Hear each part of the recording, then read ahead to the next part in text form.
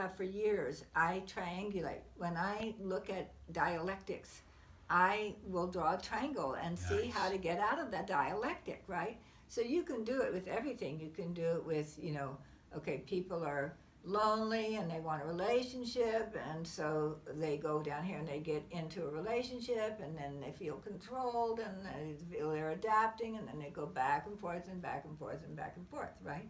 So if you draw a triangle and you say, okay, what is up here that is somehow a transformation of that, where you go to, there's a line going through the middle of this triangle, and below that line is a egoic orientation to life, all about yourself, what yourself wants, what you're personally attracted to. You're lonely because you don't have somebody you're personally attracted to, and then you're upset because you have somebody you're personally attracted to, but you're adapting and sacrificing and all that stuff. So that's all in the personal ego realm. Above the line is a realm where you are no longer about yourself, and it's transpersonal love. And up there, the relationships can be practiced not just this way, but also through gazing and through breathing and through doing things that are body-based and emotion-based, not just mentally based. But you can do them because the line, what goes up above the line, is non-liquid. Below the line is the liquid world of sexuality. That will always be personal. It will never be appropriate for any woman to give her liquid body to a man without her own desire to do it. That is the adaptation that women have been doing. They have been giving their liquid self to men for success and things like that. That's where you prostitute yourself. It's not that you can't give your liquid self to many men. You can, but only when it's your own choice, when you're not accommodating. So here's the thing about accommodation. I have been on a rant about accommodation recently. So in the Tantra so for a long time, all right, let me do my little rant this way. If the yoni is a sacred space, and the yoni word means sacred space, and the lingam is a wand of light, and the wand of light enters the sacred space and brings light and life to the sacred space. That's the nature of the dynamic, right? So as a man, if you knew that, would you approach a sacred, how do I say it? Would you barge into a sacred space? And they go, no. Now, I say this to my clients. Would you barge into the sacred space? No. Would you sneak into the sacred space? Some of them go, right. I say, well, maybe a little bit, but not all the time, right? No. And that's sexual harassment. But there can be fun in sneaking if it's in the fun world. If it's inside of a world where the sneaking is part of the fantasy, fun, right? Yeah. And then would you assume entry anytime you wanted?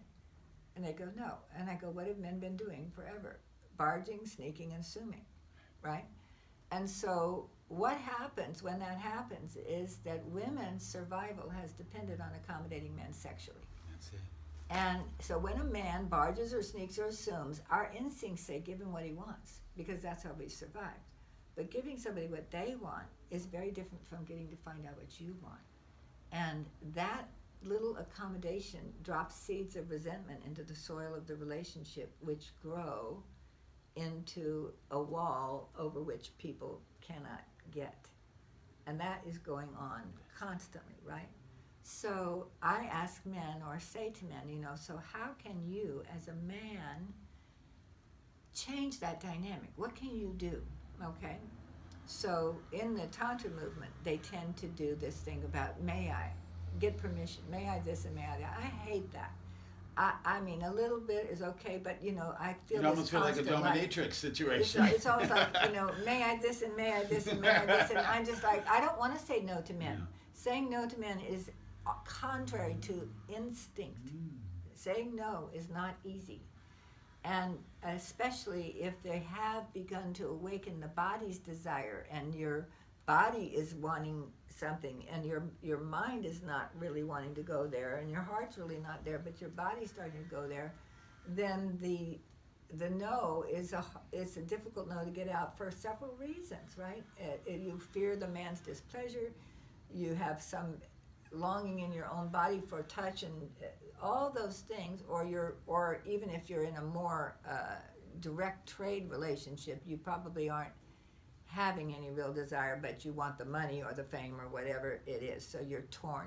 There's conflict in the woman when that question gets asked for the most part.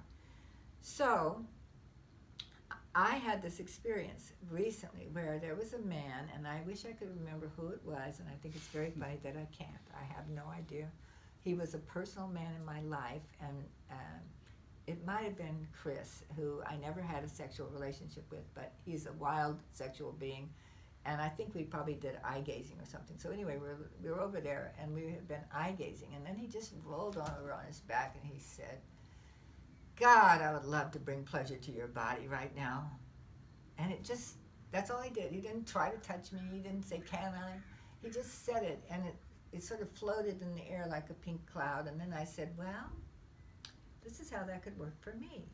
And so I had time to look to see that, okay, that sounds like a nice idea. Do I want that? Oh, okay, well, what would work for me about that? So I get to bring my absolute buy-in and my creativity to the experience. And then there's no compromising. Then there's creation. So the same thing happened with Aquinas. So here's another thing that women experience all the time. Okay, nobody knows who Aquinas is, only he and me. But he wouldn't mind me telling this story. So Aquinas and I were lovers a long time ago. We love each other deeply, and sometimes we make love, and it's not frequent, you know.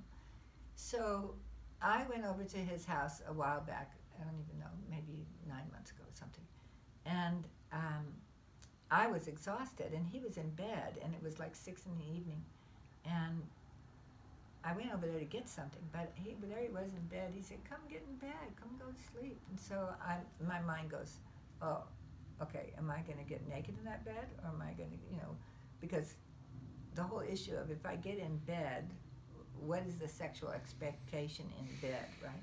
So I go and I get naked, and I get in bed, we fall asleep for 3 hours, and it's great. And then we both woke up for something, and then I can start to feel the energy coming. And this happens to women all the time in the middle of the night. The guy wakes up, turned on, and she's sound asleep, and the energy starts to come, right? So my head started going, well, what? I mean, is it like anytime I come by, you can have sexual, my value, my sexual value, my all that stuff started playing in my head. And then I thought, no. And I turned to him, I said, look, if we're going to do this, let's do it. Let's get down on the floor. Let's get the toys. Let's get the merry. Let's get the music. And I brought intention and attention to it. And we had a magnificent time instead of a mediocre sexual experience, which is what would have happened if I'd accommodated. So beds and accommodation to sex in a bed that, you get into bed late at night, you're tired, nobody got the music going, nobody got the merry, nobody got the toys, you might be going to sleep, but then the relationship, one of them is thinking, God, it'd be nice to have some sex. So then you accommodate, and you have mundane sexuality, and after a while you just don't have any sexuality. Isn't that how that goes? So accommodation is the thing that women want to stop doing. And to do it, it's not to resist sex. It's actually to say, okay, let me, how do I want this? Let me look, let's create. Let me have a space where I get to practice these experiences, and I practice them the way I want with whoever I want, because I can have experiences with men that are not liquid, and they are beautiful with any person, not just men. Any person that I do eye gazing and breath kissing and body love with is a glorious experience for us, and deeply, deeply bonding and absolutely healing. So learning the whole world of engagement that's above the line in a world beyond tongues, beyond words and tongues is what I call it. beyond constant conversation. So more a time, a practice that is largely nonverbal and is also non-liquid is my belief that will transform the world. Yes. And that will then go penetrate down into our liquid love lives and nourish the liquid love life, because when there is a need for us to circulate our erotic energy with more than one person, we need to circulate that, otherwise it really will contract and die. But getting actually sexual with many people is a complicated world and often produces real egoic processes within it, right? So I believe that by practicing this other level of erotic engagement together, exquisite engagement is what I've often called it, we will take that energy. So if you're a couple and you have a community with whom you share exquisite engagement, and you get to see your partner being, divine with somebody out on the dance floor, and everybody's witnessing the god and goddess that they are dancing together. You take that energy home and make love with that. That enhances the couple process. So that's probably enough. Okay, and where can they get a hold of you? Where can they get a hold of me?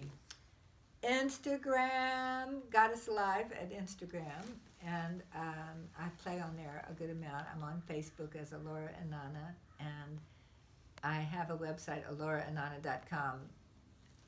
There, you can go there. Thank you. That was amazing. Blessings.